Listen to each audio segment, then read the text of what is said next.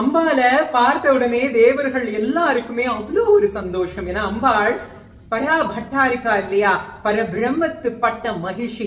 அதாவது மகிஷி அப்படின்ற வார்த்தைக்கு எதிர்ப்பதும் கிடையாது.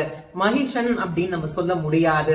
மகிஷன் அப்படின்னு சொன்னோம்னா அது எருமையை குறிக்கும். அதனால அம்பாள் தான் பரமாத்மா. அப்படிப்பட்ட அம்பாள் எல்லாருடைய துயரையும் போக்குறதற்காக சிதக்னியிலிருந்து தேவ காரியத்திற்காக வெளியில வந்திருக்கிறா இல்லையா. ஸ்ரீ மாதா நம்ம எல்லாருக்கும் அவளுடைய தாய். இப்போ அவ வந்துட்டா. அவளுக்கான இருப்பிடத்தையும் நகரத்தையும் அமைக்கணும் இல்லையா.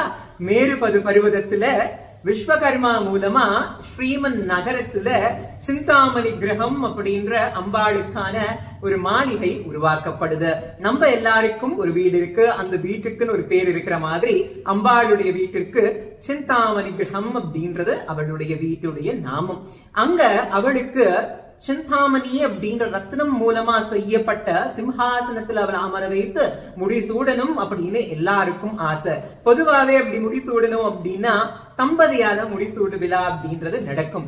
ஆனா அம்பாள் இப்பதான் மகாயாகத்துல இருந்து தேவ காரியத்திற்காக வந்திருக்கா. அம்பாள் யார திருமணம் செய்வா? சிவபெருமான மட்டும்தான் திருமணம் செய்வா அப்படின்னு நம்ம எல்லாருக்கும் தெரியும். இத பத்தி பிரம்மதேவன் அம்பாள் கிட்ட போய் கேட்கிறாரு. கேட்ட உடனே அதே இடத்துக்கு சிவபெருமானும் அந்த சமயத்துல வராரு. அவர் எப்படி வருவாரு? பொதுவா அவர் உடம்பு முழுக்க விபூதி தரித்து வருவார் இல்லையா. ஆனா அன்னைக்கு கஸ்தூரி தரித்து வந்திருந்தாரு.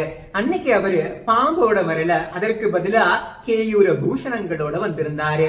அது மட்டும் இல்லாம ஜடாமுடி இல்லாம பீதாம்பரத்தோடும் பொன் கிரீடத்தோடும் அவரு அங்க வந்திருந்தாரு.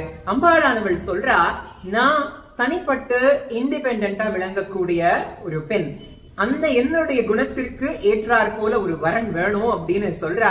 உடனே அங்க இருந்த ஒரு மாலையை எடுத்து அவ அப்படியே தூக்கி வீசுறா. அந்த மாலையானது எம்பெருமானுடைய கழுத்துல போய் விழுகுது. உடனே அம்பாளுக்கும் மகேஸ்வரனுக்கும் திருமணமானது நடக்குது. திருமணம் நடந்த உடனே எல்லாருமே அம்பாளுக்கான பரிசுகளை கொடுக்கறாங்க.